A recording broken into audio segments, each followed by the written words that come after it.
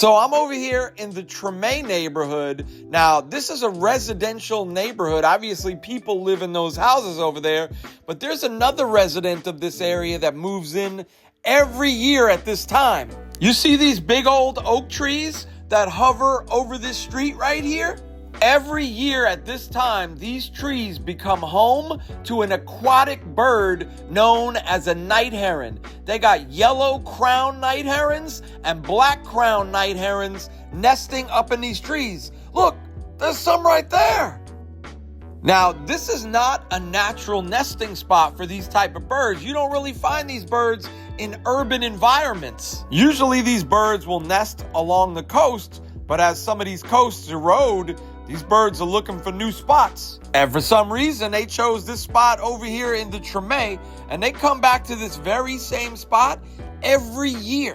Look, they got a bro right there in a nest. Now, right now, the birds are just building their nests. Look, they got a bro right there pulling some leaves off the branch.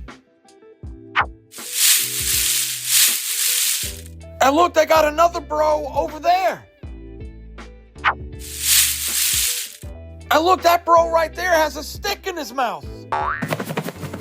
Yes, indeed. They are just building the nests now, and then they're going to lay the eggs, and in a couple months, all the babies are going to hatch. Now, right now, there are already dozens and dozens of these birds, but there'll be up to 100 of them in these trees in a couple weeks. And let's just say these birds leave a mark.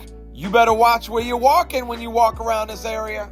And once they get into laying these eggs and these babies start hatching, man, it gets noisy around here. But even with all the hazards, man, I could stand here and watch these birds for hours. And if you're planning on visiting New Orleans in the next couple months and you want to see it for yourself, hit me up. I do a tour through the Bayou St. John neighborhood that comes right down this street.